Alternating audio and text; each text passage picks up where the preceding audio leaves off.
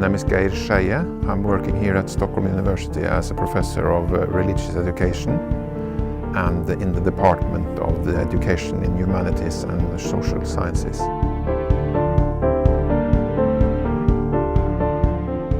I think religion is, in school is a very important tool for making it better or easier for people to live together in a society which is diverse.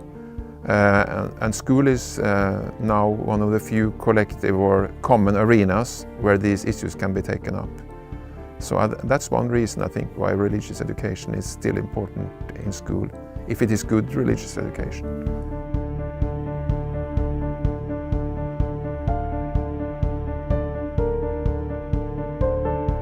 Well, in order to work with how to teach and learn about religion in school, you need to know something about religion in society, and that is changing all the time.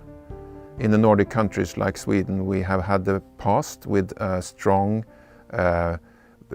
tradition of teaching the Christian religion, which also was the state religion. And now we're far beyond that. Now it's teaching about religions and worldviews in the plural. And in order to do that, you have to know something about the changes that are happening to religion in society and try to filter that into school as well, because the pupils you meet in school, they are living in the same society. They are used to living together with people with different beliefs and different religions, and that has to be reflected also in the teaching and learning in school.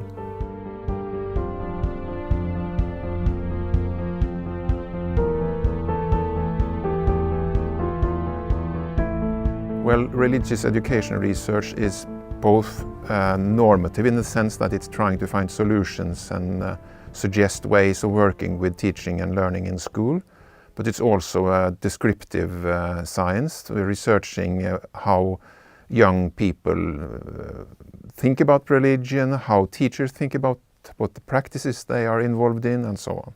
The teachers sometimes say that it's difficult to get the pupil to open up. And for instance, in Swedish schools, you will often find a situation where the secular pupils, the pupils with a background in secular worldviews, are dominating the classroom. And then sometimes the pupils with a religious background, they don't feel confident coming out with their views. So then you get a discussion in the classroom that's not really representing the views of the pupils, but it's also not representing the views of the people in the society. And so the plurality in the society is not then represented in the classroom. And then there is a challenge for the teacher how to deal with this. And the challenge is both the teacher's knowledge, because many teachers in religion do not have the sufficient subject area knowledge to enter into these discussions. So the pupils know more about the religions than the teachers do. And another difficulty is that the teachers sometimes are a bit insecure about the tensions among the pupils, and therefore are reluctant to enter into the discussions. So sometimes the discussions are suffering from that. But many teachers are also interested in developing their teaching into a better environment in the classroom. One teacher I worked with, for instance, made a cardboard house, she called it, a religious house that could be equipped as a church, as a mosque, as a temple, and so on.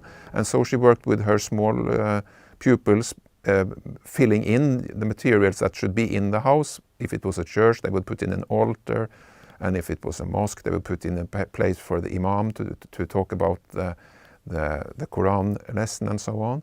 And by doing this together with the pupils, they were better acquainted with the way these religious houses were made up, but they could also discuss what is a religious house. They could discuss how much do we know about it. They even had looked through the windows and discussed issues related to how much do we see when we look from the outside into a room through the window. We don't see everything. So there was a lot of opportunities to deal with quite complicated issues related to religion with quite small children by this device that she just made up as part of our joint development project.